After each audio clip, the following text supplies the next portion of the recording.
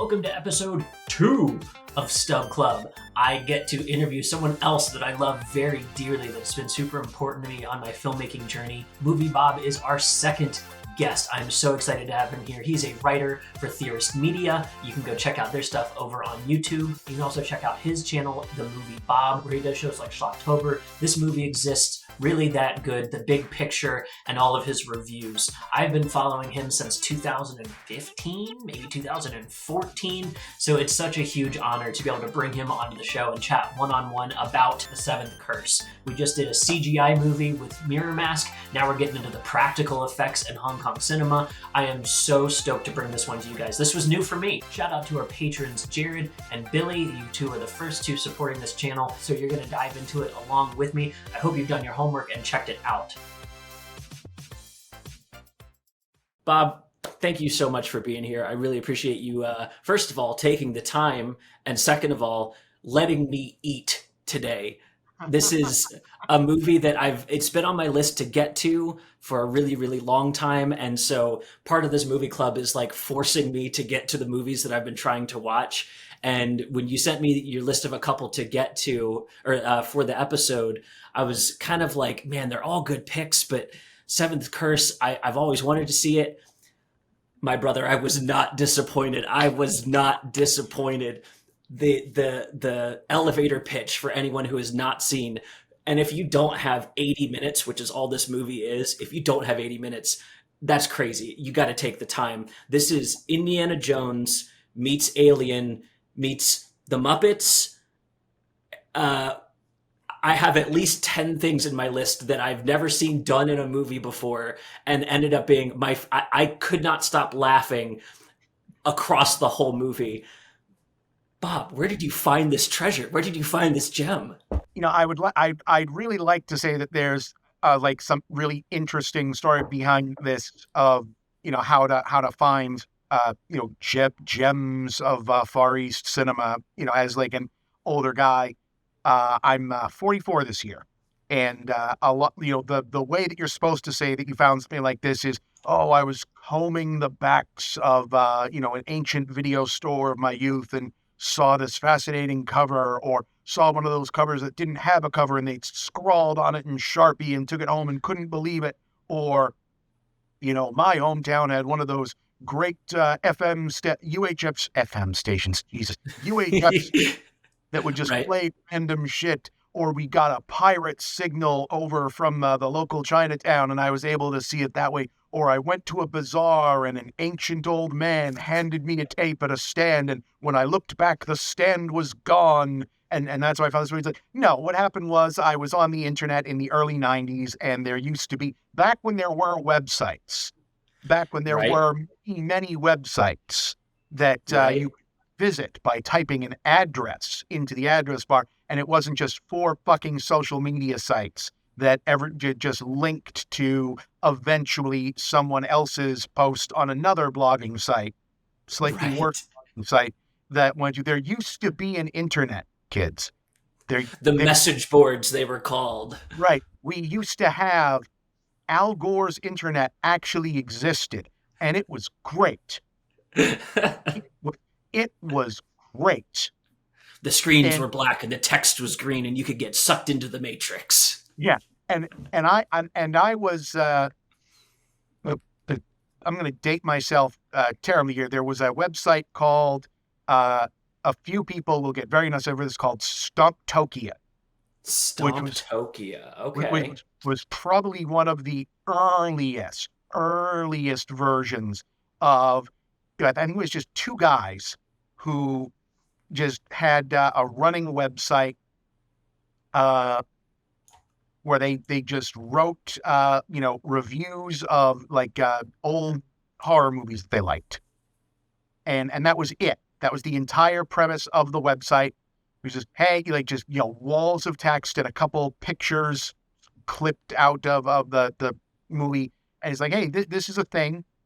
Maybe you would like to watch it. And that was it. And they had a couple other sites that they linked to.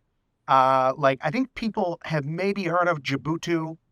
And a few others like that was a site that either existed in tandem with them or parallel to them. I think you'll have heard of Djibouti because Linkara has mentioned it a few times. Mm-hmm. So like, this is exactly how old all of this stuff is. This predates all of it, predates him, predates me. And Stomp Tokyo had an adjacent website in their web ring. This is not just a joke from that recent Homestar Runner video. Web rings existed. You would Yep. scroll down to the bottom of the website, and there would be these like gray embossed graphic buttons saying, visit our friends' sites. And you would just go, it wasn't an ad. You would just go to the other guy's website, and there was a site called the Bad Movie Report, run by one guy doing the same thing, and just slightly different. And he had a piece about this movie he's seen called The Seventh Curse. Okay. And that was how I found. It's a long-winded story, but that was where I first heard this, and it was just, what is this? And he just described that movie, and I said, okay, I guess I've got to find this. And this was the Wild West early days of DVDs, where you could just, look up on the website. But speaking of Discord, if you're in the Patreon, we have a Discord. Please jump over there to continue the conversation on this movie. Now I'll use it as an ad read, Bob. That's a professional move. That's right. That is a professional move. So I read about this, and he just described this wild movie. And this is, the 90s, and I was a pretentious film nerd, so it mentioned Hong Kong, and Chow Yun-fat was in it, and it was apparently pretty violent and monstrous. I said, oh, sure, I got to watch this. So I watched it, and I went, whoa, okay, this is cool. So that was it. I read about it on the internet and had to see it, and I saw it and thought it was cool, so that's how I found this. It's not that interesting of a story, but that's where it came from. Honestly, I really appreciate the tour back through the early days, the pre-ADHD internet, where you actually had to sit and read for a length of time if you wanted to get something out of your internet at the time. What was the procurement of this movie like? Is this something that you're able to get like through a DVD, store? In my hometown, we had a Family Video, is what it was called. We didn't even have a Blockbuster. It was just a local mom and pop DVD place that they could order things in. What was how did you get a hold on this? By timeline, I was either working, I have to look up the exact year of this, but by timeline, I was probably either working at a Blockbuster or Suncoast. Okay. At this point, this would have been well into the moment where this was either late 90s, early 2000s, and this was well into the moment where the DVD had established itself, and in the DVD content boom was going on, where it was okay, like the PlayStation 2 would come out and had a DVD player built into it. I recall. So everyone wanted to fill up their DVD libraries, and because DVDs were easier to press and put digital content onto, not always in particularly high quality, DVD had basically acted like an archaeological boom for lost media. Okay, right. And getting overseas content on, because it was faster to take digital content and just press it onto DVD and ship it out. So every company that owned, lower end stuff or budget stuff or whatnot was just pouring stuff onto DVD. And that went double for Hong Kong distributors, which always had a pretty good wave of getting stuff onto laser, but not really good at getting stuff onto VHS, because, you couldn't put subbed movies into U.S. Video stores. People would bring them back. They'd get mad about, this isn't have subs. You can't turn them on or off, etc. You don't necessarily have that much of an issue with digital media. At this point, the anime explosion has happened. The Hong Kong handover has begun happening. So you have this quick win of, I'm probably mixing history a lot at once for freestyle, but this is the point where China's about to get Hong Kong back. And a lot of the Hong Kong movie industry is starting to panic that they might not have as much money flowing in because communism. So that to me, a worry for some, but not as big a worry as they necessarily thought, at least not in the same way. But you had a massive rush of Hong Kong stars and Hong Kong business people mostly rushing to Hollywood. And that is why you saw actors like Jackie Chan, certain directors from Hong Kong pouring into Hollywood saying, hey, let's see if we can get established here just in case everything goes south in Hong Kong. We Absolutely. need a Absolutely. place to land. So, Wild. so Hong Kong DVD distributors and Western distributors for Hong Kong media had started just dumping everything they could in to capitalize on this. He was like, oh, Jackie Chan is suddenly big in Hong Kong. Well, this sort of licensed distributor can release his other movies. Suddenly, oh, wait, we've got Prince of Jet Li movies. We've got Prince of Jackie Chan movies. We've got all of the Shaw Brothers content.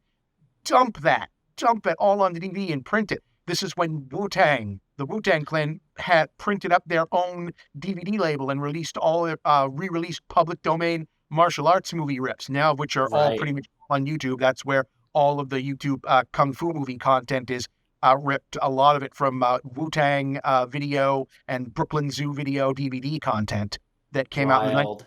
Then there was a company called Tai Seng, which would sell you uh, basically Hong Kong VCD rips on DVD, which had, multiple languages. Usually you had English subs. Usually you had the Mandarin and Cantonese version of the movie. Hmm. Video quality is so-so, but you could get them. You'd pay through the nose. You would sometimes spend like $60 for not a particularly great movie.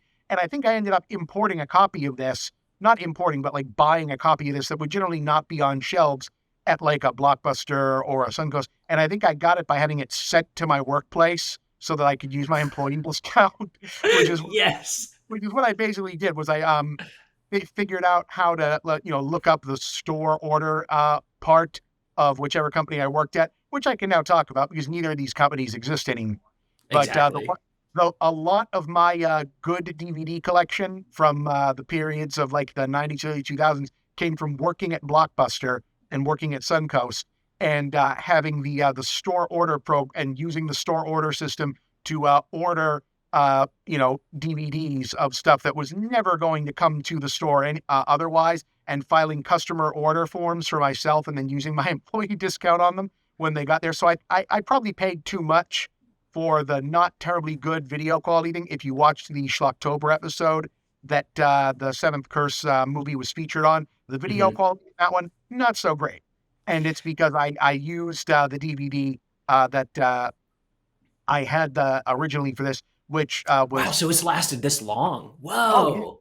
oh yeah, some of those were built to last, and video quality not wonderful, but I was able to appreciate. Wow, okay, this is a movie that exists. Plug that I could watch, and it was you know blew my mind for quite a thing, because at the time, in the 90s, I'm watching, oh, I think I know what Hong Kong movies are. Yeah, sure, guys in suits shooting guns. Sometimes there's stuff. The idea that there was a horror tradition and a sci-fi Right. fantasy tradition in this country, which is so different from what I thought, as a American dumbass in the 90s. I'm like, oh yeah, Hong Kong, Japan, Taiwan, China. There's not that much difference between these vastly separated cultures in Oh Asia. no. Oh no. Basically the same things, right? And then I'm there like, wow, this is so much. And it, ended up having to, write about it later on and do content about it, learning a lot about that this was based on a series of novels, that this is also the director of the story of Ricky, that there's a lot of tradition and pop culture informing this that Yeah. make Yeah. for a pretty short kind of a light ride for a movie that has a lot in it. It's a briskly paced sort of, it's the definition of, for what it is in its own culture at the time. It's meaning this, it is not an insult. It's sort of like the Lam Nai Kai movies. Am I saying his name right? I'm just kind of get this. Yeah, Lam Nai Kai, Yeah. the director, very much was making what we would call like the Tony Scott, Michael Bay, Jerry Bruckheimer movies of Hong Kong at the time. They're very expensive. Everything but the kitchen sink is in there. Right. I don't think this was a Wong Jing production, but Wong Jing, he was a guy he worked with frequently. They had like, it was a almost a ideological philosophy that you gave the audience not only what they wanted, but if they said they wanted something, you gave them three of those things in a movie. You had to have the best looking girls and the biggest guns and the most explosions and more kung fu. And if there had been an American movie that had been popular recently, you put even more of that in there and you beat the Americans at their own game. Like Right. The comparable thing would have been like the French film from about 20 years ago, this week, Brotherhood of the Wolf. The mandate of which to make that movie was, we can do the Mummy better. We can make a better version of that with our stuff. Because why should the Americans have all the fun? And this is a very similar mandate to that behind all of the films that these did. But there's a lot in there, and it's wild.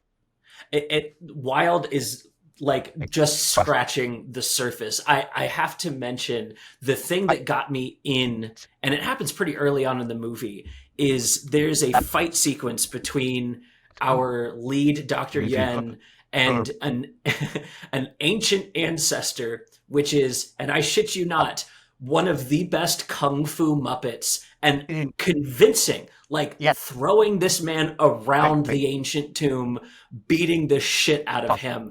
I was gripped to my chair. I was like, is this the kind of movie we're about to watch? And that's only the lightest part. By the time we get to the end of this thing, if you're not totally in, you will have turned it off, because I can't imagine you having anything other than a visceral, I love this or I hate this reaction. I'm in the I love this camp. This was so much fun.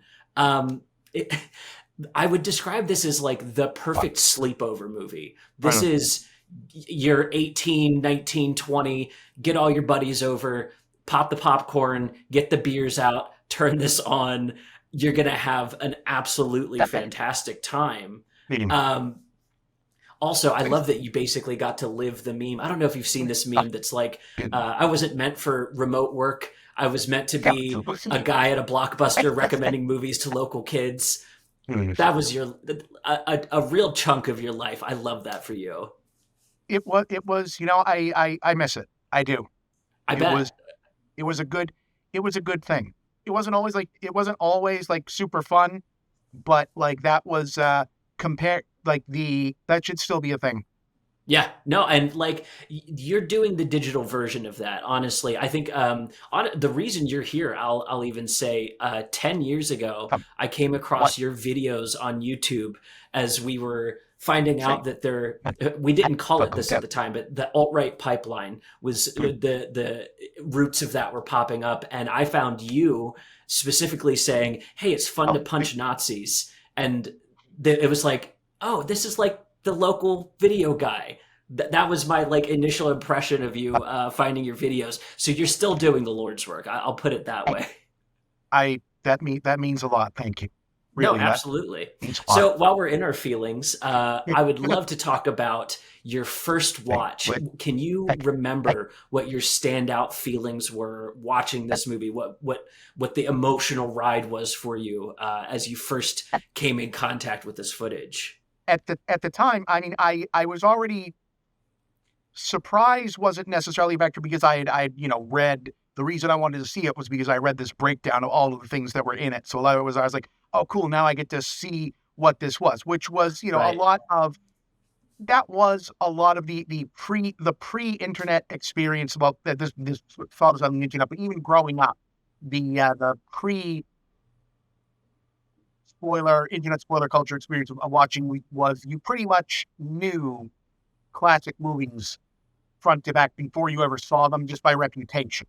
Yeah. Because they'd be referenced, you'd read about them for, it's like, oh yeah, The Birds, I know the entire plot of that movie. Citizen Kane, I know what it's about. So you would see them, it's like, oh, now I finally get to see this.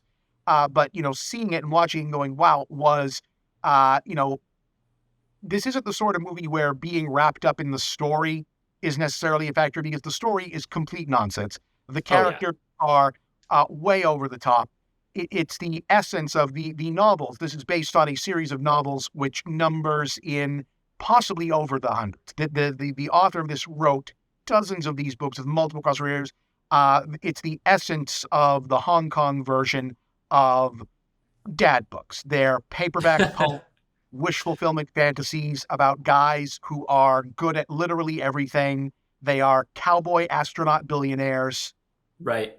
It's like, yes, I sleep with dozens of attractive women. I'm a scientific genius. The police call me to handle terrorist attacks. I also travel the world and solve mysteries. I am Indiana Jones, James Bond, Buckaroo Banzai, all rolled into one.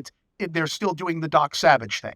And in that regard. But this is what they are. These are awesome guys doing awesome things, wish fulfillment. You know, play to the audience. They are, super patriotic about being from Hong Kong and how awesome that is. They go to Indonesia, and no, actually, no, the movie is in Thailand. They go to Thailand, Thailand, yeah. which is Transylvania in Chinese and Hong Kong movies. And Oh like, no. if you think Americans are racist about various other countries, you should see how parts of Asia are about every other part of Asia. Right. When it was what, speaking of shocks about watching anime and Hong Kong movies in the 90s, was finding out that the American dubs of those movies make them less racist Yeah. toward the places outside of like, what did this what did the dub of this Japanese movie change? It's like, well, we took out all of the things they had to say about Koreans. Right. You know, Right. things like which is it's a walking hazard of international cinema. Is things are different overseas sometimes. It's good to know it's a human condition and not Yeah, exclusively a white condition. It's like, okay, maybe we can approach this problem. yeah. It's like watching. It's like someone had to explain this to me watching Takeshi Miike movies sometimes. As watching, it's like, wow, there's an undercurrent of anger in here that he's angry that this is angry about something, but I feel like I'm missing a beat. And so it says like, oh, this is about this is about Japanese mistreatment of Japanese people who lived in Korea before the war and are mistreated by. Mm, So I was like, wow, okay, wow, I didn't know that that was a thing, but now I do, and now I get why this movie is so pissed off. Yeah, right. Right. now, this makes so much sense, and also, wow, that sucks. Like that's Exactly. like if we. I didn't realize that if we held a racism Olympics, America would lose. Right. We can't even be the best at the thing we're best known for. Yeah, I thought we'd at least win that one. But anyway, yeah. So, I was so these movies are great. So, like, invested in like the emotional driving themes of the movie, not so much, because it's not that kind of movie. This is a let's watch awesome guys do awesome things and big stunts and whatnot. My main takeaway was I am loving this and I can't wait to show this to everyone. To literally Yes. everyone I know. I want to like I got done and I immediately like I watched it and the next day went into work with the other guys at the video store and said, here, It's take, holy text. Please take yeah, it home. watch, take. It's like the opposite of it's that kind of it's the opposite of the Necronomicon. You want to just hand it to the next. It's like this. Just don't ask questions. I know you like Chow Yun-fat movies. Just watch this, and then getting like a phone call. Like 6 hours later. So he's like, yeah, you're right. Where'd you find it? This is right. You're right. Is like I still I have my best friend in real life still talks about me letting him see this to this day as like a huge this specific movie to this day of like this blows my mind that this is a thing. And this yeah. I'm going to It, join your it, best friend's it's- camp. I'm going to be talking about this movie because starting off this club, I was like, I think I want to start with Raiders of the Lost Ark. It's my favorite movie of all time. If I had to pick one, it's my desert island movie. yeah. But I didn't want, I've intentionally wanted this club to be a little less blockbustery. You know what I mean? Like people are seeing those movies. People aren't seeing movies like this as often. So to put it on and be like, this guy looks shockingly like Indiana Jones. This feels very, very similar to Raiders of the Lost Ark at different times. And then it'll drop into that fifth gear where it goes, no, actually, you're not ready for how violent, how gory, how sexy, how funny. Like it's, and I'm watching this at the same time as I'm watching Angels and Demons for my I'm doing Stub reviews on top of these vodcasts, and so I feel like I've hit the whole diaspora around Raiders, where it's like here's the academic version if you got really upset that he's an adventurer, and then here's the adventurer version if you got really upset that he's an academic, and these are the two ways that you can go from Raiders. When's the last time you watched this a full watching just in your own enjoyment? Pretty recently. I would say probably maybe I want to say at least 6 months ago, and I think it was just because it was on. I don't know. It was on one of like the rotating streaming things. Like it was either I know it's on Tubi, I think Yeah. it might be on Pluto. This wilds me out. Like I am someone who really talks down the streaming revolution about a lot of things, but but like things like this, this used to be a movie that people would not believe you if you told them that it existed. And to be Right. fair, describing it is still sounds like you're making it up. It's like, Yeah.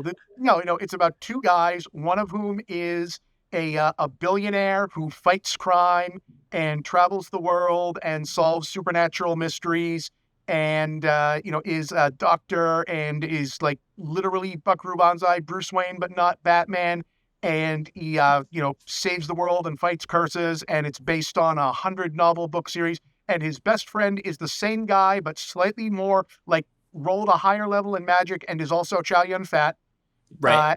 And they have to go to a village in Thailand and fight an evil cult whose god is a skeleton, but also a monster. And and they eventually they start telling you, no, come on, that's bullshit. You're making this up. This is Right. not a. And also, it came out in 1986. Like Yeah. I think this was like a couple months before Big Trouble in Little China. Yeah. And Also coming up on the club very soon. yeah, so it's like it's like, no, come on, you're making this up. This is not a movie. It's like, no, this is a real movie. And also there's like they filmed these books a couple dozen other times. There's been a TV show, there's been a couple TV shows. There's Yeah. this has The been done. W files I saw, which great pitch, great name. I know exactly what that is without even watching. It's been done years, and it changes tone a dozen times. Sometimes it's a lighthearted romantic comedy. Other times it's a brutal martial arts movie. It's a absurdly violent horror film. And also because 80s Hong Kong, there's like 3 or 4 different putting guns together montages, Yep. some of which appear to be actual gun. It's that like I love the guns in Hong Kong movies are always delightful because Hong Kong loves guns in movies, but also Hong Kong has no guns. Right. So like everything, like Hong Kong's fetish for guns is exactly the same as like a 14-year-old's fetish for everything about sex. Like it loves it, but it doesn't really, not everyone involved in it really knows how they work or what they do. Like I love the John Woo movies and The Killer and whatnot, but every scene of that is that's not what a shotgun does. Right. Those bullets don't go in that gun. That's not. Okay. Okay. This is Looney Tunes logic. Like Yeah. but the Killer and Hard Boiled are delightful, brutal, wonderful action movies where everything has exactly the same gun physics as Elmer Fudd, and it's awesome. Like it wouldn't be as good if they had like decent gun physics. And like the range, I feel like there's a casting range in guns where like the opening sequence in this, where you mentioned Dr. Yen, our billionaire Bruce Wayne type character, who's called in just to help with the terrorist encounter. Yeah. To lead point on it, by the way, as a doctor, he's Yeah. he's the SWAT team doctor point because there's no logic to this. It's just awesome. They enter the building and half the gangsters have pistols and the other half have Uzis with extended clips because that's just a cool fucking gun. Why not? This is what the prof department had. We have this building. There's 4 other things that are going to shoot that day, Right. and we've got to do this. And there's a one-upsmanship. Like, we don't see the M16 until the third act. And I won't tell you what the final gun is, but they do follow the double tap rule. And I feel like that made me so happy inside that. Oh no, it's amazing. I like there's a scene in this movie where they're sweeping a hallway with one guy has a shotgun and one guy has a bow and arrow, and the bow and arrow much more effective than the shotgun, but they both do have exactly the same effect of yanking the stuntmen backwards on wires because Exactly. that's what they have the stuntmen set up for. We're going to yank you back on wires when you get hit, whether we squib you or shoot you with the arrow. Yeah. These guys have Captain America levels of super strength. When they kick someone, they will flip over and go reeling instead of just falling down. It's and some of the stunts in this, I had to like pause and rewind. There's a shot where Dr. Yen and Black Dragon get attacked in their hold up area before they can join the rest of the team. And Dr. Yen flips up the stairs Hmm. on a wire Yeah. as he's being attacked from all angles. And I had to pause and go, did I just see that? Did I just see that correctly? He was hanging and then flipped himself up. Because of course he did. Because it's awesome. This specific era of Hong Kong movies, and there is a stereotype that all Hong Kong movies are absurd, ridiculous, sci-fi, action, martial arts genre mashups. There were also perfectly respectable dramas and comedies and whatnot being made in Hong Kong, which is much more of the output of the country. This was a blockbuster. This was the equivalent of a Transformers or an MCU movie coming out of Hong Kong at the time. This is some of the biggest stars in Hong Kong at the time in a movie based on the best-selling novels of the best-selling, widely read, the equivalent of airport novels at the time. Lee Childs and all that. This is what that sort of is. Like, I mean, Maggie Cheung is in this movie. Maggie Cheung, this is not like Maggie Cheung starting out. Maggie Cheung was a massive star already. Right. And when you're a massive star in Hong Kong, that means, especially at this point, that means you are in big movies, you are in movies like this, you are in serious dramas, you are also a musician, you are probably also doing endorsements. People don't realize that, so Andy Lau, who is legitimately one of the great actors of Hong Kong cinema, plays Vega as the main character in this movie, because why wouldn't he? Why wouldn't Vega be the main character of a Street Fighter movie? One of the great actors of all time in Hong Kong. The same year that he does that he is in Future Cops, the unlicensed off-brand version of Street Fighter. I love it. Which is actually getting an official DVD release for the first time in the United States this year, made in 1993, because they asked for permission to make a Street Fighter movie. Wong Jing, the director, and Capcom said, "No, you may not." So they did anyway, and just didn't ask, and filed the serial numbers off and said, "Yeah, no, it's called Future Cops now. They're from the future, and they're like, so it's just the plot of Time Cop, but with characters from Street Fighter." And they go to a high school. Which is hilarious, because if I remember correctly, Street Fighter now has time travel in it, in its own continuity. So they were just early to the party, if you ask me. And the same year he does this, in 1993, he is in Days of Tomorrow, 4 other movies. He's in Drunken Master 2. Like, this is an actor from some of Hong Kong's movies. He has like 4 Chinese Oscars. Yeah. It doesn't matter. It's a completely different industry. Like, it doesn't end your career to play the guy with the claw from Street Fighter in a movie that it is not legal for them to make, but they make anyway. In that one, and it doesn't do anything to Chow Yun-fat's serious action and drama and music and endorsement career to appear in this movie as not even the main character. He's just there because he's also in the books. Right. And he's like, I think his character is in more of the books. He's like the main book guy. He's like the Sherlock Holmes of the franchise. And the Dr. W is the other guy who's in fewer of them. Yeah, this is like a pit stop within the stories. Yeah, that just ends up being so much fun. Yeah, he has to go off and do magic cat stuff which is outer space cat stuff. Right. Which is because it's an important distinction in movies like this. And he's there to help them finish off the thing at the end, but he's mostly there to give his wife a ride because incidentally he's like, "Oh, by the way, this wasn't important before, but my wife is also a good witch, and she can help us solve this problem." Right. I neglected to mention that earlier, but it's important now. In this film, Chow Yun-fat plays Wesley, and he, at very late stage in the movie, just happens to drop the lore that he worked with one of the relatives of the wizard that they're fighting and learned the process of breaking this curse because we need that information at this time in the movie.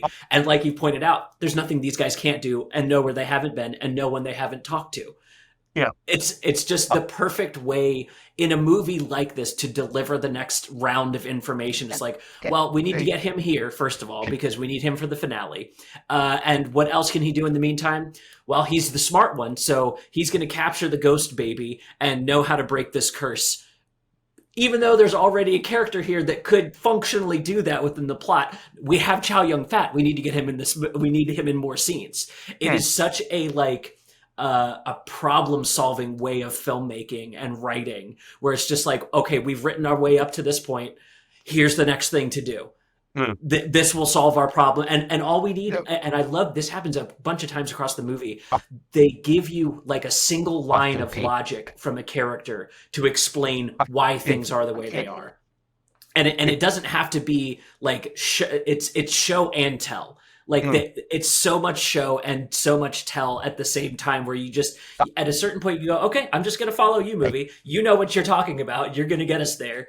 Every time you get us to the next thing, you impress me. So I'm just going to let you do your thing. There's at least 3 major plot points that are solved by Maggie Cheung has a credit card. She is here because she has a crush on the doctor and wants an interview with him. She happens to be Chow Yun-fat's cousin. Yeah. And also her father is an insanely wealthy, I think he's the editor of the newspaper she works for.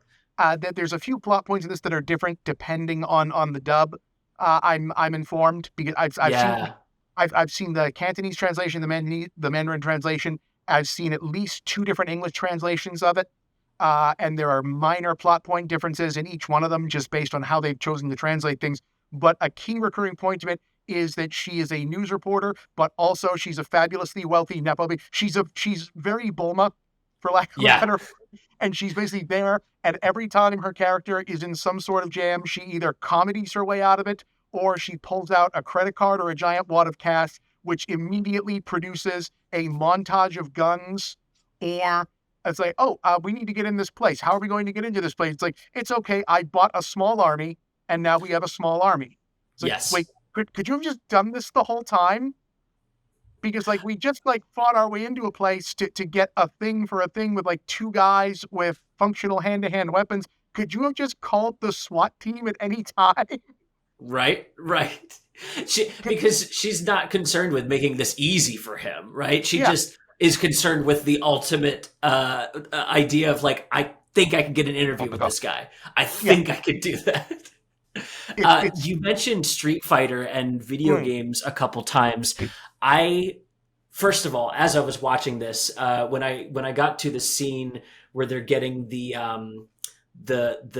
healing MacGuffins out of the Buddha's eyes, I recognized that at this point in the movie, I had seen them fight 3 different kinds of enemy, and it started making me think video game logic, where it's we've seen the low key street level terrorist, and these are the guys that are easy to punch out to teach you the moves, and then we've seen now there's guys with fire pitchforks and spears, and they can flip a truck, and it's the next level of baddies, and then by the time we get up to this scene, now they're fighting ninja monks.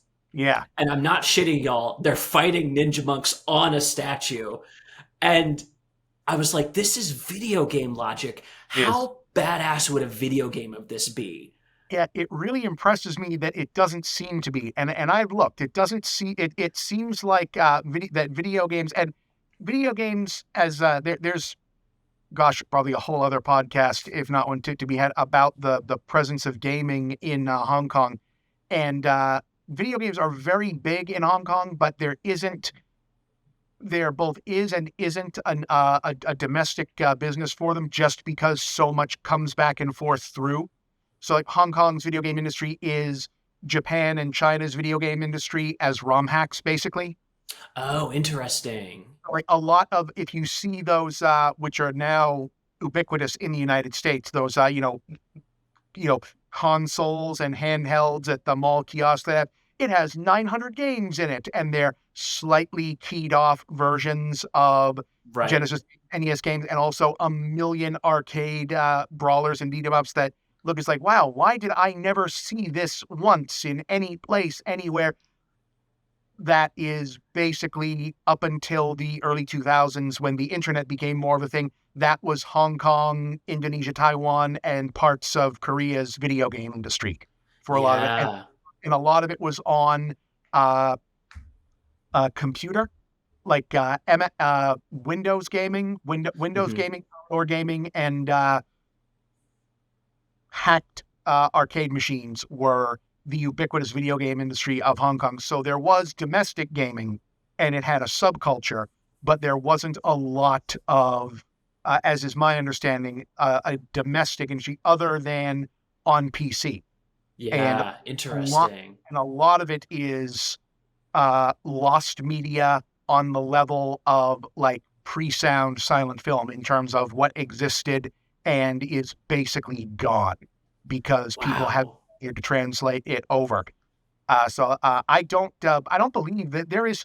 I'm sure if I looked and spoke Cantonese, which again another gigantic language barrier, Hong Kong speaks a different version of Chinese than the rest of Asia. So Right. another gigantic language barrier to all of this.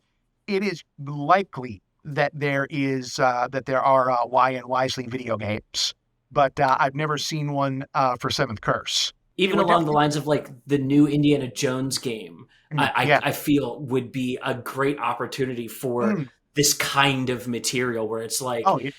the logic doesn't need to fully be there. The video game logic is there to get us Oh, along the plot points. oh, yeah. It definitely it absolutely feels like one. Like, yeah, okay, yep. This is the boss. This is the next level. This is part of that, and I'm sure that that's part of the influence. Yeah. Because I mentioned Future Cops, Street Fight, a Street Fighter movie based on which that's same director and producer that's how they got to it. That did the Jackie Chan movie, Jackie Chan's version of City Hunter, which has the Street Fighter scene in it. Which Right. have have, Exactly.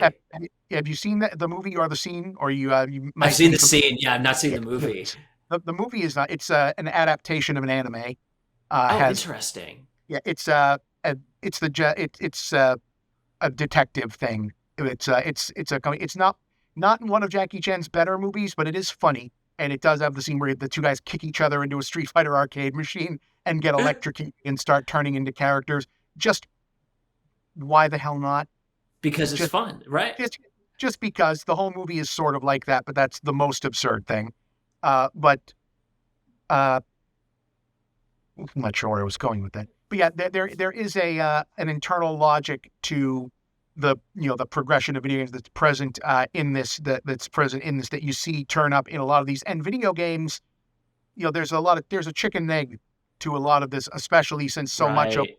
of as the logic chain of video games that grows out of so much of the 16-bit era being developed in Japan and based on that to begin with. And it makes sense to me even just on like a personal visceral level of like if you're someone interested in guns Eh, and action and that- movies, that- likely you're probably hanging out in arcades on your weekends and your time off, and Oh, the feelings that you're getting out of the arcade experience are something you want to infuse into your filmmaking. You can almost feel the pitch scene to scene, like here's the pitch of why we want to make the scene, here's the reason we want to do this, what we want to commit to film. And you can even see that all the way up through the finale feels like a video game in that the boss has two levels. Yes. There's a single form, and then you beat the single form, and then it's got a second form, and Oh, you need a power up that you got from earlier in the movie mm, to even have a chance at beating this thing. right. Like it just follows along that logic really directly. It does. And it's interesting because this is something that I've have looked into for where does thing come from thing Right. in in these, did video games invent the boss has a second form, where did they come in? I've never actually gotten anyone to pin down where the because it seems like something that games would just invent for time saving. It's like, oh, the Yeah. boss is stronger, change him from red to blue instead of making a new sprite. That makes sense. I've never actually gotten anyone to pick because that definitely started in Japanese games before it made its way Oh to yeah. Western games. I've never gotten anyone to answer whether video games stole that from manga or whether manga borrowed that from video games. Interesting. I've Yeah. I've never gotten anyone to it because it feels like they kind of like happened at the same time, because that is a thing that happens constantly in shonen manga, where the bad guy's like, "You haven't seen my final form," and then whatnot. Like it's like Dragon Ball didn't invent it; it happens in a dozen things before that, Oh and I've never yeah. seen anyone commit to whether video games started making like buffing the boss, where it's like, "Oh, you think you won, but no," for arcades, or whether arcades took that from that. But it definitely happens here, Oh, and even 100%. the level progression stuff you can find in martial arts films, which going back to the 60s and 70s, use like, level systems just as a plot element in like Yep. the 36 Chambers Shaolin. Literally, the plot of that movie is I want to be taught by the best master. And he runs into the top master's room because there's literally 36 chambers in the Shaolin Temple in the plot of that movie. That's Yeah. presumably not how it worked in actual history. Goes to the 36th chamber, and the 36th master is a guy who can literally kick your ass by, just yelling at you. So he says, no, okay, guess I'll start in chamber one. And he goes through 36 different ways of getting his ass kicked until he can learn the 36th number of martial arts. And you watch that and like, this feels like it would be a movie of a video game, but it's made in like 1972. It's like, Mm-hmm. okay, so Mm-hmm. did video games like make that up?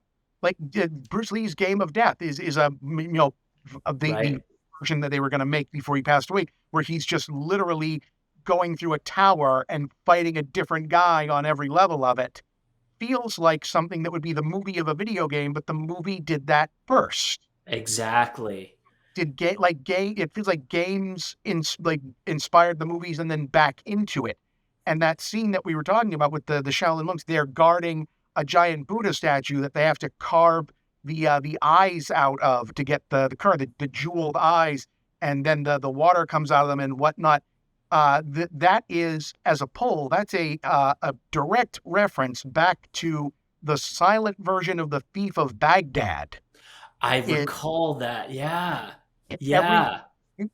This is one of those ones, because everyone who goes to any kind of film school to make like and is into adventure movies at some point every film professor tells us like, oh well, you think Raiders of the Lost Ark invented something, or the Mummy or Raiders invented something. No, the silent movies of King Solomon's Mine and Thief of Baghdad and whatnot are the things that everything pulled that from. And one of the big Right. set pieces in that is that they pull the jewels out of the big idol's eyes. That's the movie that we have to get the thing out of the big stone idol invented that.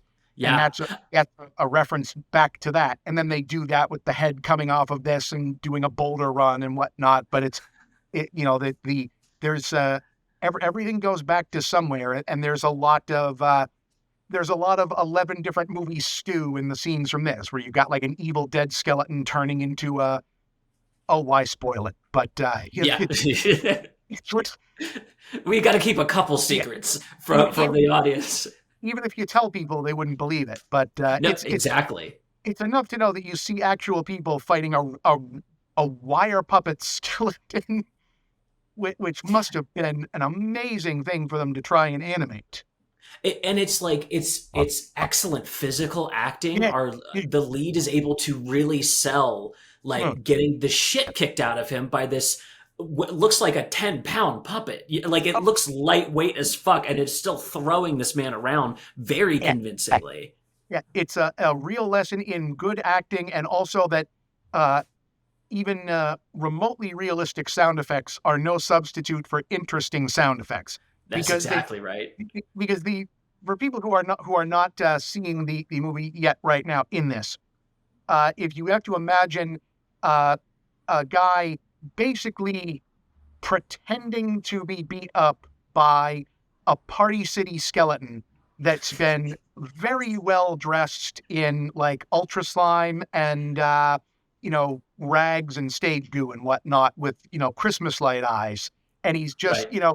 stop punching me, what are you doing, and whatnot. And the way that they are doing this is lighting a big set really well, judiciously editing, and cranking really loud orchestral music, really, really loud. Like they are beating the shit out of the couch in the Foley room Right. and like giving the monster really loud, like rah, rah, rah, boom, boom, boom, boom, crash, crash. And it doesn't sound remotely like a sound that any human being, any monster, or any physical impact of anything has ever made. Right. It's, it might as well be cartoon boing, boing, boing sound effects, but you are locked in because it's entertaining as hell. And Well, that and matters. the execution of like the way they story tell the action just before we see this thing launch into a martial arts fight, we see it rip a man's head half Oh, off so that it can drink the blood out of it. yeah. And like this is all practical effects. There's no computer effects at this time. So all of this working practically, and I'm imagining this being on like a tube TV where like the wires are a little obfuscated and like the digitalness that I experienced it through in 2025 is just not there. I'm willing to put myself, I will throw myself at a movie if it's willing to do this stuff for me. But it sets it up in this like the lead is afraid. At a certain point, our lead throws up at the disgustingness. Like you don't see that in movies anymore where like leads are scared and they're throwing up because things are gross and like they're giving you the visceral human experience. So you start to buy it by the time we get the first karate chop to his clavicle and it has the impact of 1,000 suns crashing into someone's body and you're like, oh shit, this guy's getting the stuffing beat out of him. Yeah, one thing you can count on for Hong Kong physical comedy is that they will is that when they say they will crank everything up, it's not just around, people will bleed more, but also if someone gets, like really where like they will scream, cry, throw up, piss themselves. It is like literally they will go like, wow, like it is the there's a slightly caricatured misunderstanding of like the difference between Eastern movies and Western movies is that the funniest thing in Eastern culture is to break from public decorum, and therefore all Chinese. This is something that I hear people, even smart critics who have a Western lens on things, say is that if you're going to watch mainstream comedy from East Asia, get ready for a lot of shouting in the camera because that's what China thinks is the funniest thing in the world because everyone is calm in public all the time. And that is a very narrow stereotype. Yeah. It's not completely inaccurate. It's just a very simplified description of of how social mores work. Right. But it is a not inaccurate way to describe the way physical comedy functions in a lot of Hong Kong movies, in that when they want something to be funny, it goes way the hell up so you know that it's supposed to be funny or extreme, etc. Because otherwise people are generally playing things as, okay, oh yes, this happened. Oh, obviously, yes, right, there's a curse, you're going to die. All right. And then if they want you to know that okay, now we have to be concerned, we cut to Maggie Chung losing her goddamn mind. Right. Theory, also, she gives very good losing her goddamn mind face in this. Yeah. Which will be surprising to people who mainly know her as a more, like if you've only seen her in Hero, for example. Yeah. Where Totally she's different tone. a very serious person in that movie. This is a complete character for this, and an actress with range.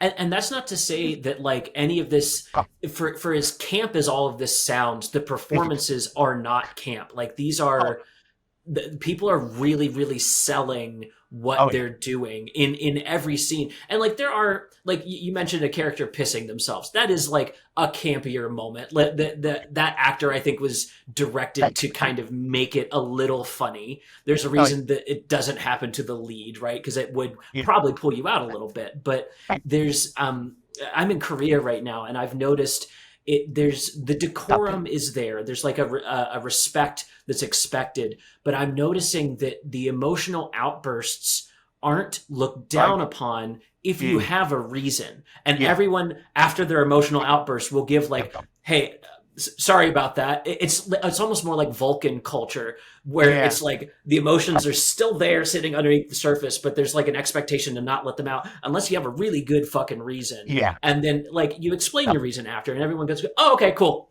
Not going to hold that against you. Yeah, I would have had the same reaction in the same situation. Like there's an understanding. There's like an emotional community of like, oh yeah, I also feel those things, and seeing you express that was humanizing. It's not meant to be like over the top. It feels over the top because by comparison, everything is so much more flat most of the time, and that's to keep a peaceful a peaceful tone throughout society. Like that's a good thing. This is a good thing to have. The emotional outbursts are good too. Like they're not looked down upon. They're seen as human, and I really enjoy that.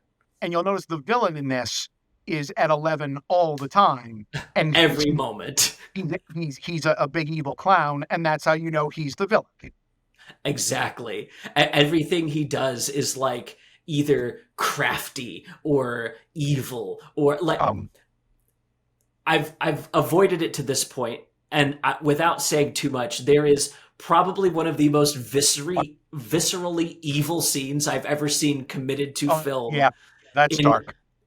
What the villain is up to and what they show you. It is Temple of Doom, where they cranked the knob, yanked the knob off, and then jacked like a power jack into it to get more power. It's the other end of things are different. You see Hong Kong movies.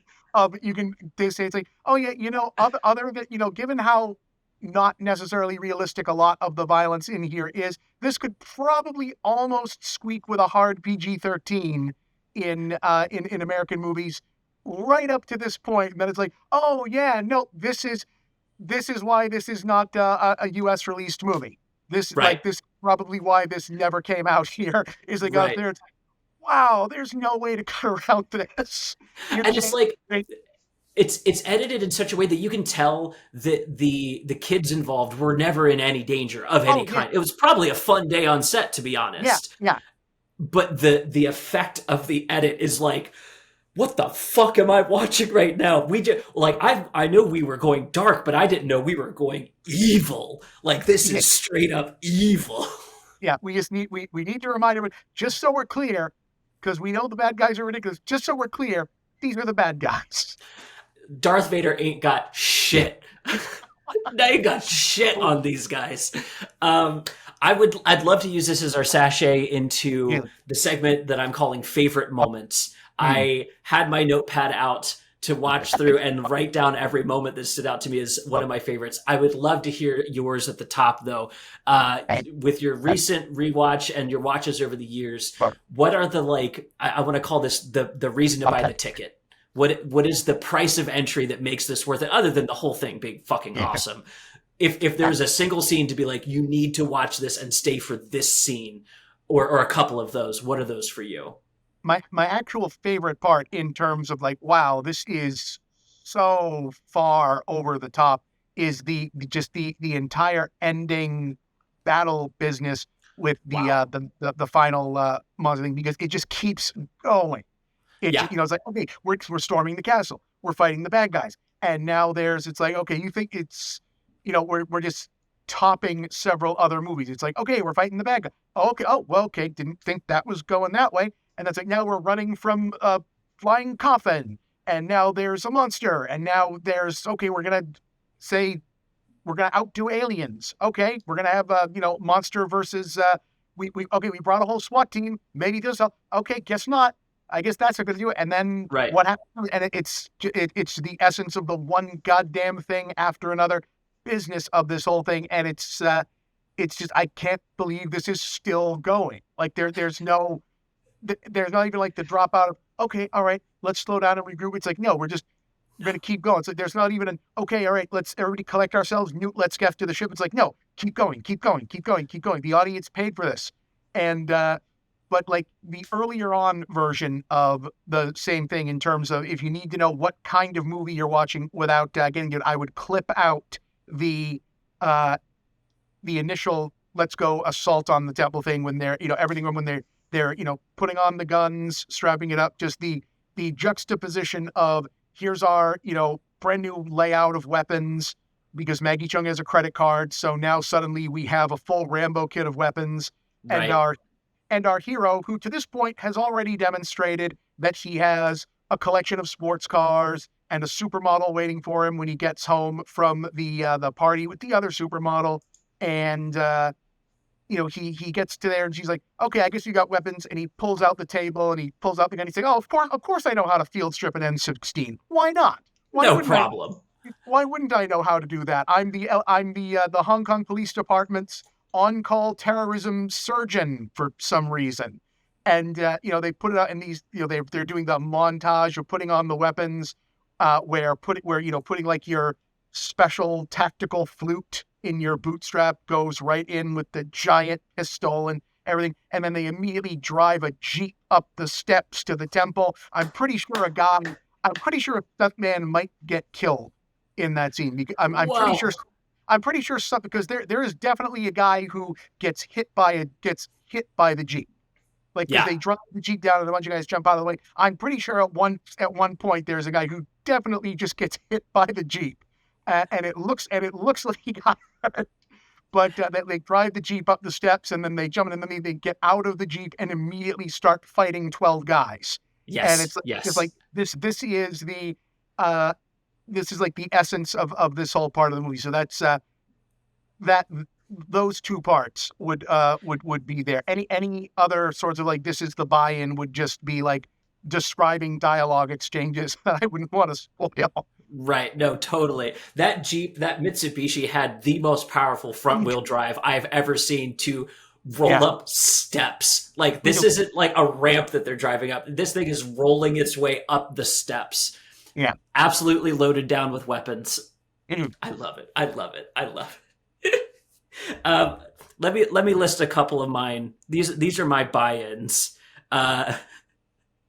Sai Hung throws a grenade with no regard to Dr. Yen and Black Dragon still being in the room. Yeah. That just beautiful. I need to take out a room of bad guys. It doesn't matter the heroes are in there. Here's a grenade. This is going to take care of the issue. The most badass kung fu Muppet ever constructed. This might be one of my favorite film props now. It looks like the Crypt Keeper got dressed up as a martial artist. That's exactly the look they gave this thing, and it's wonderful. Dr. Yen having lenses in his glasses or not, depending on if they reflect in the shot or not. Okay. This is not a continuity error. This is how you solve problems on the day of shooting. And then the final one, Black Dragon bonding with Dr. Yen after almost witnessing his pancaking in the Indiana Jones stone rolling scene.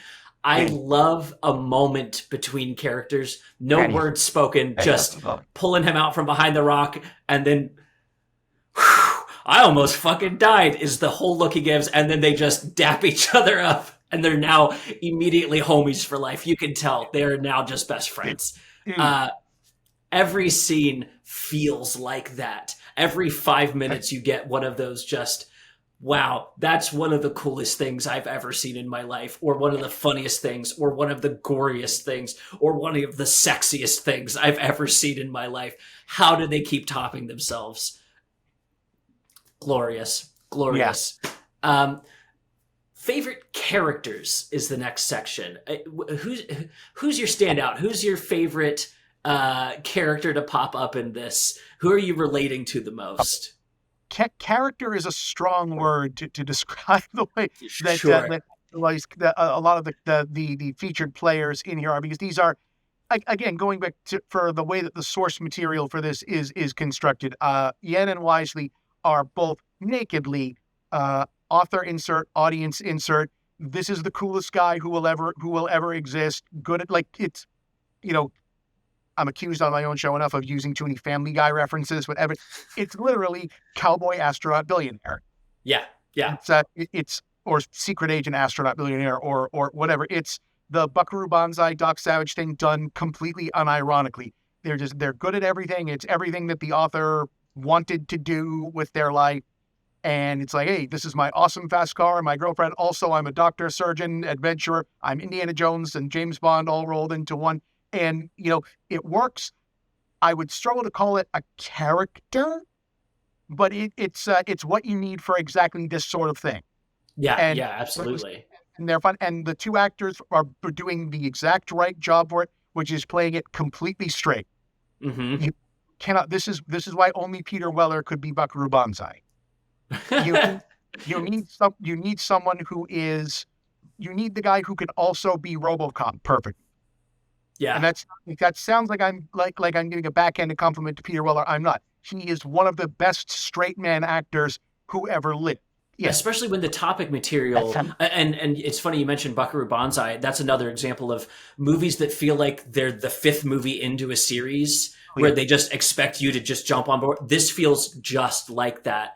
And I think that's how we get the tone that the movie has, is because the movie has to then invent ways to stop someone that powerful, right? He's a doctor. He literally, his reasoning for being in the place where he got this curse was to find an herbal cure for AIDS, right? Like that is a bright mind.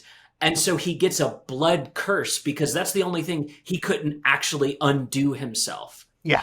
And to humanize him, we give him a master, a mentor that is also his best friend, that is also just as rich and powerful and has traveled even more and does even, because you have to also slot him into a human place within this story. And then he has the ability to get any woman he wants. So the movie has to, forgive me, cuck him across the story to be like, well, if this would just turn into a straight up porno. I mean, he literally has an American woman breaking into his house, paying off his maid to let her in so that she can, I assume, sleep with him, which is what they try to do before they get attacked by gun-toting terrorists. Because I love that for as powerful as they make this character, for as caricature as he is, the movie is going out of its way to invent blockades and no, sorry, you still have to fit within our box here to make this story work. Yeah. Bruce Wayne Batman would never. He has to overcome Oscar level drama within his story. Not Dr. Yen. No, sir. This man could get it all, but the movie still needs to happen. Right? Yeah. Yeah. It's I was in terms of actual, the way that people behave as characters, Black Dragon is a fun character as one who has to just kind of be the sidekick, be the guy who has to be there with the other guys. I'm not the main, if not for this movie, I would be the hero of this movie. No, straight up, he would be your sidekick is Rambo. That's how high the stakes are. He might actually solve this problem, but there is another guy here who also needs to have a problem solved adjacent to this plot. Right. They might actually have this problem handled, but also there's another movie visiting the movie at this point in time. And he literally, when he pops, because he's mentioned early in the film, and then when he finally pops in for the end of the second act, his explanation is basically, oh, I've been fucking off in another movie this whole time. Yeah. And also, we need to get straight to the action now that I'm here, because we have both of us in this room, and it's two stories, and you can tell that this whole place is rigged up for us to throw people around. So, I fucked off to another movie. I'm here now. Let's get to business. It's time to fight. No brakes. There are absolutely no brakes on this vehicle. In terms of the way that the movie bends itself around for her to be a plugger. Maggie Cheung as a comedy sort of love interest generator of problems to be solved is a fun character in this. It's a thankless role as the sort of dumb girl who gets into problems and needs to be rescued constantly. As a thing, it's yeah, okay, all right. Some movies kind of stopped doing this around 1955, but Hong Kong kept it fucking well into the 80s. But she's having fun. She's charismatic as fuck. She is. She's great. You have to be good at this to make a gag where you like, bump into someone and manage to kill someone with a machine gun, and that's her opening pratfall. Yep. You're like, Yep. yeah, this is cool. When you're literally falling into traps for the bad guys to catch, you have to be good at that to not be an insufferable character. And she's really not. And Right. she's fun. And there's she wields the credit card business with confidence. It's like, no, I have a gold card. Look, guns. It's like, Right. oh, okay, all right. You know what? Problem solved. We're on to the next part of the movie. I guess that makes sense. And even within that role, they give her as much agency as possible. Like when she's separated off from the group and falls into the enemy hands, she's given like a whole scene of her own to lead, where Oh yeah. she tries to talk her way out of it and then tries to fight her way out of it with a quick, let me take your picture, and then actually I'm going to kick you in the nuts and run. And honestly, it would have worked if she had run anywhere else but the prison cell, because she doesn't know where she just fell into. Like there's you can see the like little efforts that are coming that lead into people wanting these characters to be more full. Like there's the options are being laid out, at least. It's key that the movie consistently acts like it's amused that she's there, as Yeah. opposed to asking us to be like annoyed by her. Like when she's there randomly in when he goes to meet Chow Yun-fat, and he's surprised that she's there. He's like, "Oh yeah, no, I'm his cousin." And he's like, "What are you talking?" He's like, "What is she doing here?" And his reaction is, he's like, "What do you want me to do about it? She's what? She's here. She's here because she's here. What am I supposed to do about it?" Right. It's family, bro. Like, Aren't we here to talk about a blood curse? I love it. I love it. It's fun. And the bookends of this movie, was I reading correctly that was the author that is telling this story? It is supposed to be the author. I'm not sure that is. I've seen several different there's only one photo that I've ever seen of the author that appears to actually be the author, and some of the actors who played the author, because they've done this. The author introduces the movie, but played by an actor in a couple of these movies. So I believe that an actor playing the author. But there are other versions of this where he has played himself. I'm not sure that he's doing it here, because the other photo that had a contemporaneous date to this looked like a very different man. Interesting. But Okay. He was also pretty long-lived and was somewhat reclusive. You got to be that kind of person to write these kind of hundreds of these kind of stories. Reclusive, and also gave a lot of interviews. He also lived in the United States for a certain amount of time. He lived through a certain amount of time. He was critical of the Chinese government before and after the handover. It was could not return to Hong Kong for a certain amount of time. So he had a long and storied life. Wild. Within the period that he was writing. But so I'm not. I don't know that was actually him. It does. Like the Wikipedia page for this credits him as himself as the narrator, but I've also seen that disputed in a few times as well, saying that it was an actor. So it may have been. Yeah, in 1986, he is probably far enough away from the 90s that he could have played himself. But the only photo that I've seen of him looked like a different person, but that may have been from later on in the 90s. I have, every time I've tried to like look and date someone in terms of like dating a date for Hong Kong in the 80s or 90s, it is often a struggle to get an actual correct date on anyone's birth date or name and number, not just for politics reasons, just for looking up people's actual age or background from any in Taiwan or Hong Kong is very difficult for any number of reasons. Yeah, I mentioned before we started rolling that I was doing as much of my research as I could on like budget and trying to like, because I saw that in the Wikipedia, and then as I looked in further, I was like, maybe this is not the case.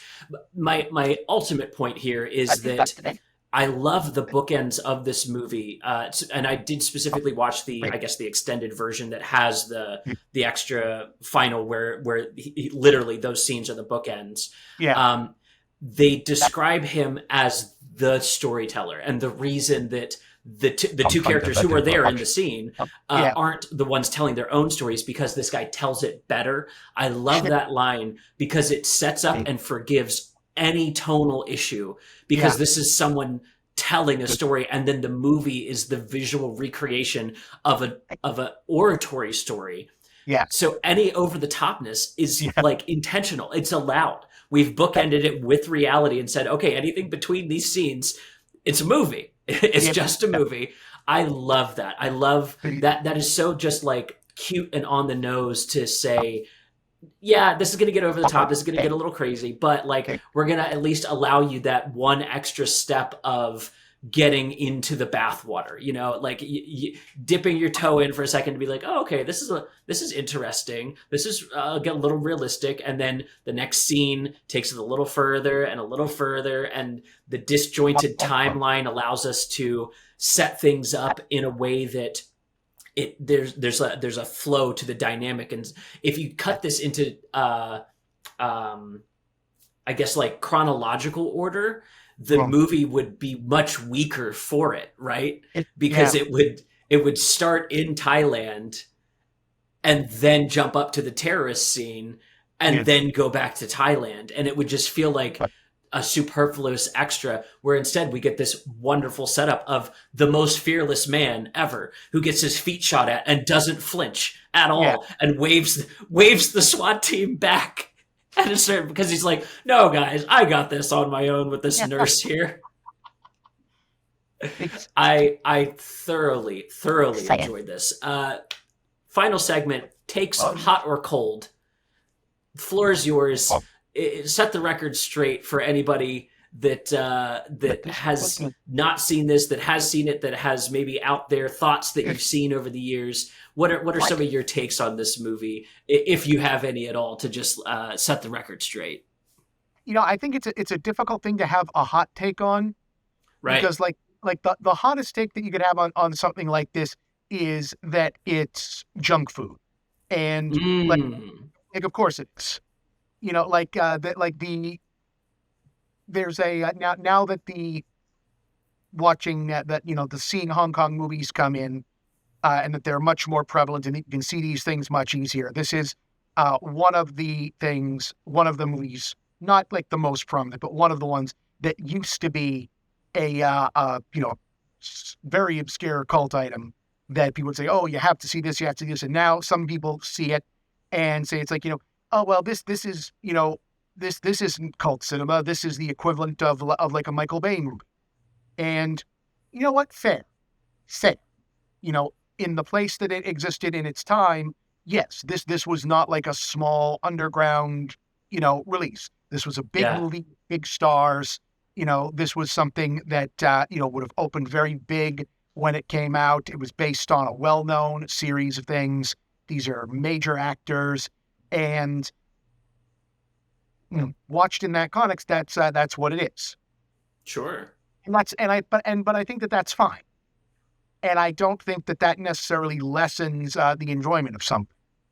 100%. Like junk food's part of the diet, right? Like if you're trying to eat a whole spread, you don't have to make everything nutritionally important. And I feel still so much nutrition, and like you can learn a lot about filmmaking just from watching the movie.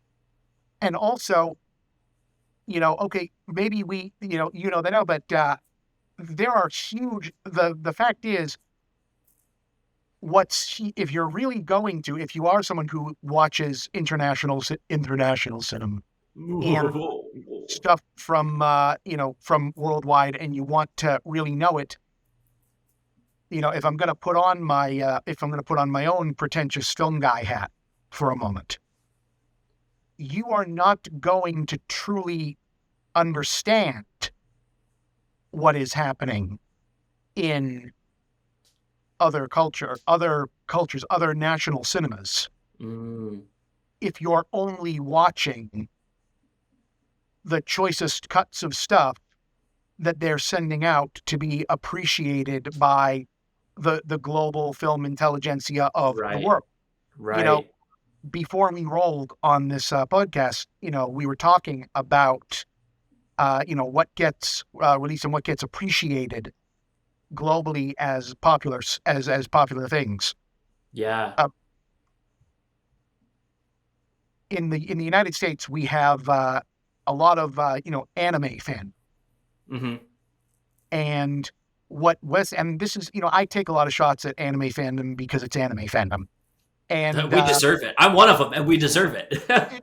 as am I. But the thing is, in trying to educate myself and just watch stuff about it, what we think of as popular, well, like whatever anime in the United States is very different from what is actually popular Yeah.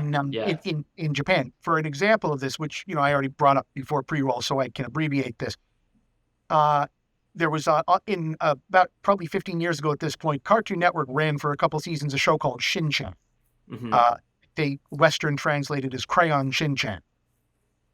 Moderately popular in the United States. It's a cute little show.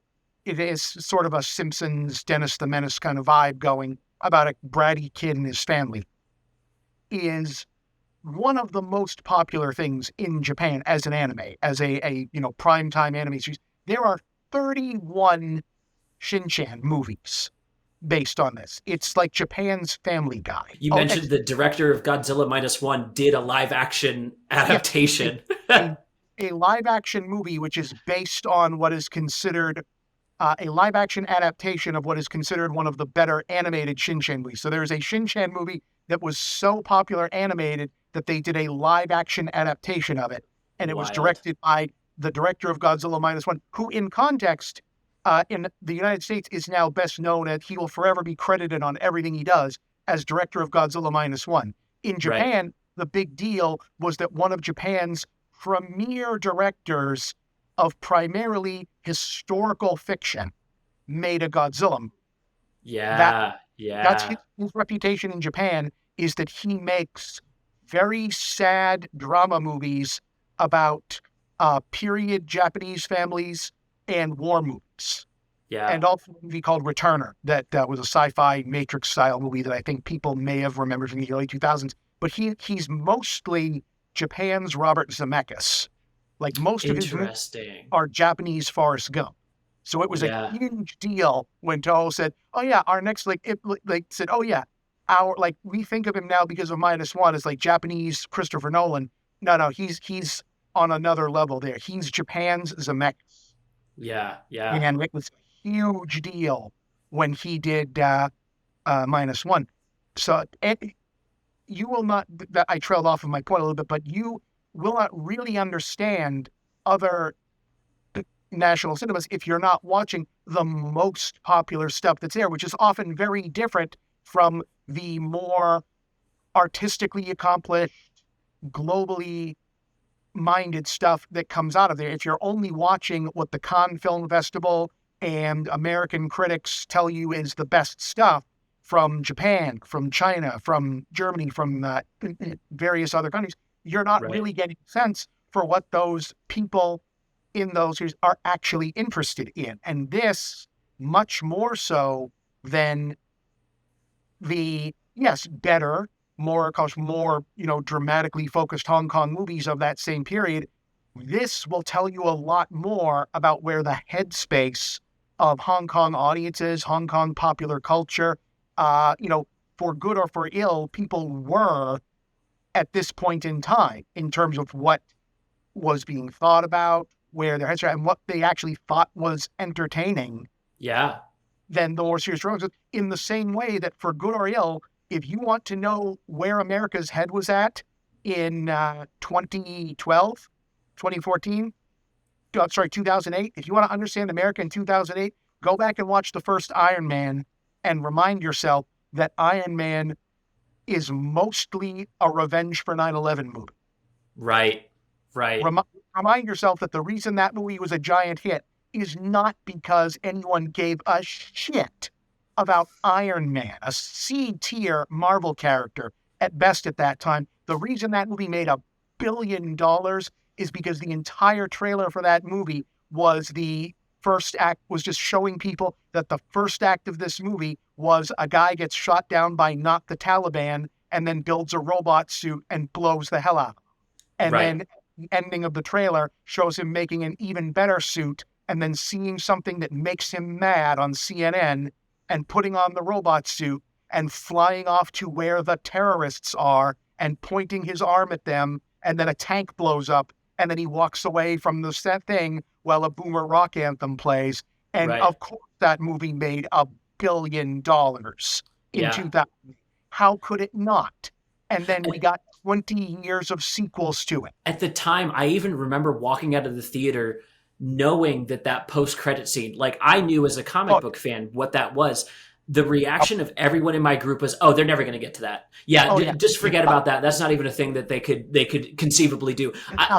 People in my group were fighting about them having the rights to even do the Avengers. It was like, "Oh yeah, that could never happen," and then it happened, right? And like to your point, imagine someone from another country only consuming Oscar movies. They wouldn't have horror movies in their diet. They wouldn't have action movies in their. Those movies aren't going to the Oscars. Oh yeah, yeah. Imagine watching American, like if and again, this is completely different because we're the imperial core of the global hegemon. All of popular culture pivots around us. But imagine a different world where the only American movies that you saw that, like, if you thought that most American movies were Pulp Fiction, Clerks, and Forrest Gump. If the only American movie you watched in like the late 90s were those three movies, and you thought, oh, that's what American movies are. That's American popular culture is all about quirky indie dramas and small crime movies, and they're mostly smart and scripted, and also they like nostalgia. Like, you kind of have a sense about it, but if you weren't also watching our Spielberg movies, like imagine trying to talk about American movies and you don't know who Michael Bay is. Yeah. Like you don't have to like Michael Bay's movies, you know, or try to describe the tone of American culture throughout the 2000s, and you've never seen any of the Marvel movies or the Transformers movies, and thinking you understand our culture. Because Batman's the only thing going to the Oscars later on from there, right? That must be the exact thing. Like, oh yeah, superhero. I know superhero movies. Sure, I've seen those. You know, like you wouldn't like, and that sounds ridiculous, but that's what we do with. That's exactly what we do. Not even smaller countries' movies. Ask Americans what we think Indian movies are. Yeah. We know, we're kind of now aware of what we think we know. Oh, Bollywood movies. Yeah, we know what that is. Okay. Did you know that Bollywood is only one part of that country? That there's an entire there's an entire other India under India that half of those movies get remade in another language, in Tamil. And they come out. Did you know that there are 2 different multi-sequel Indian remakes of Ted that are action movies? And they're gigantic hits. Right. We don't know our own country anymore. Did you know that Ted has a second season coming on Peacock because it's Peacock's biggest show? I did watch season 1. I was kind of an enjoyer. I loved it, but people that's my go-to reference right now of a thing that people don't know now that everyone actually does know that Yellowstone is popular. Right. Yeah. You got the word out on that. No, it's crazy. Like, and like Indian film, a big part of this club for me is like watching people's recs.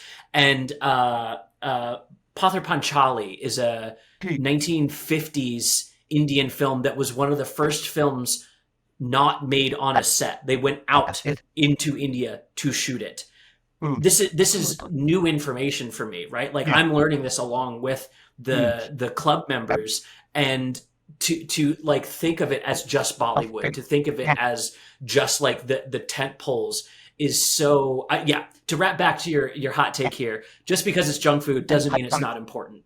It doesn't mean that it's not culturally relevant, doesn't mean that it's not important as a filmmaker to watch and see, like, okay, yes, I can see a wire on this guy, he's going to get yanked, but how did they execute that safely? Like, that's a big question. And not just on the day. How do you get the insurance to sign off on that? If this is a movie running with insurance, if they're not running with insurance, are these real guns in the movie? You know what I mean? Like, who know? These kinds of questions, like, I think it's the theme of this podcast is the chicken or the egg. It all spins out into like, what's the originator? Where does this come from? You can keep running these trails all the way out, and they're worth exploring. Even if the end product is like Indiana Jones had a baby with Alien, and it's sexy and fun, like that's all it needs to be. I agree. Bob, I've had a great time on this one with you. Thank you so much for bringing this one to the club. I would love to have you back later on this year. Come back. Always welcome. I cannot wait to see what you pick next. This has been a treat. This has been a super treat for me. Any final thoughts? Anything you'd like to say here at the end? I really appreciate being asked to come on. I had a great time talking about stuff. This is great. I hope the episode comes out good. I hope that me visibly losing voice, which I apologize for. No problem. It's a very dry room that I'm currently recording in, but yes, I've been nursing the end of my coffee just so I can still have a little wet whistle, if you will. But this was a real privilege. So just thank you very much. I hope people do check out the movie and enjoy it. It is now much easier to see than previously, and I hope that check out the show. Absolutely. And honestly, for the two of us, we stayed pretty on point for across this episode.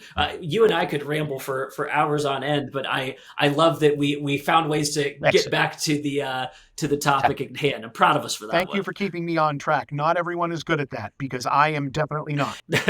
I feel you. And honestly, sometimes it's fun to just let people go for a minute, but I can always see the root of where you went off from, and being able to circle back around, that I think completes the thought loop. For me, that's important. As an ADHD enjoyer or sufferer, depending on the day, it is nice to be able to complete the thought loop sometimes. So thank you again so much for being here. That's going to do it for this episode of Stub Club. Check out the movie. All opinions here are, as always, subjective and not objective, unless they're mine, in which case they're absolutely objective. That's been it for Stub Club. Bob, thanks again for being here. Thank you. We'll see you next time.